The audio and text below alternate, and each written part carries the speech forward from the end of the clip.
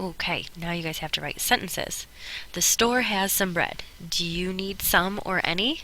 So to say some or any, that is usually different forms of algún, alguno, algunos, algunas. So the store, la tienda, tiene, it has some bread. Bread is pan, el pan. And how do you say some in front of a singular masculine noun? Algún. Do you need some or any? Do you need? Necesitas?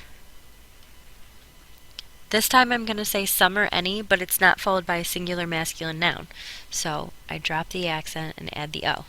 And since it's a question, I put the subject at the end if I want it, or at least after the verb. Number 2, you bought too many legumes. Why do you need a lot of peas? Because remember, peas are a type of legume. I need the past tense of to buy.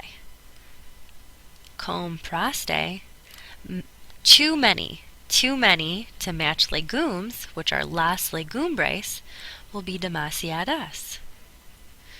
Why do you need a lot of peas? Porque necesitas. A lot to match peas will be muchos guisantes. You have few onions. I have everyone. I have all. I have all of them.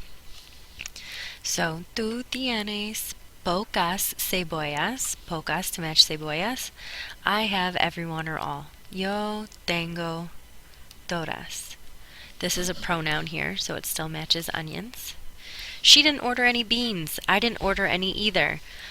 Okay, this is a negative sentence. So if I just look at how we would say it in English, she didn't order any beans, I might think I want ella no pidió, past tense, and it's an IR verb, so it's going to stem change in the slipper, any. And up here, when we said any, we used alguno. So you might think it'll be algunos frijoles. But why can't it be algunos frijoles? Because once you go negative, you stay negative. And here this is didn't order.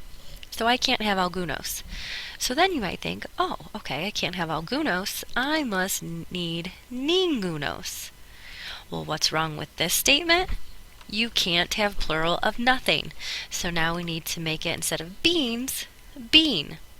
So what's a good thing to do to help yourself get the right answer for this is to think of the other things that ningún and ninguno and ninguna can mean. She didn't order a single bean. That's probably the easiest way to think of it. You guys have 4 different examples in your notes, I do believe, to help you rephrase the sentence like that. But ella no pidió ningún frijol. Because you can't have plural of nothing. Once you go negative, you must stay negative. So now let's look at this next one. I didn't order any either. Yo no pedí. That's the yo form of pedir in the preterite.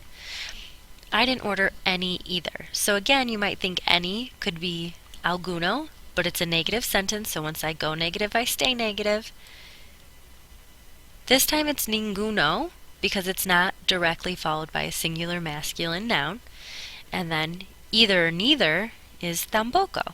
And as you guys know, I can rephrase this and I can put tampoco in front and get rid of the no. Because once you go negative, you stay negative. And if you have your negative word, in this case ninguno, after the verb pedí, you have to put a negative word in front. So either no or tampoco. Number 5. The pears cost too much, but they weigh a lot. So we want to say the pears, las peras, cost too much. The verb to cost is costar, and as you should know from vocab, it's an ODUE stem changer, so they cost will be cuestan, if I stem change it and I'm saying they cost. And now I want to say too much. And I need to ask myself if too much is describing pears, which would make it an adjective. Am I saying there's too many pears? No, I'm not. What I'm saying is they cost too much. I'm describing a verb, which means I'm using an adverb. And as you know from your notes, the adverb does not match anything. It just ends in the letter O. So too much will just be demasiado. But they weigh a lot. But with one T is pero with one R. But They weigh a lot. Since we already know we're talking about the pairs, I don't need to say anything for they.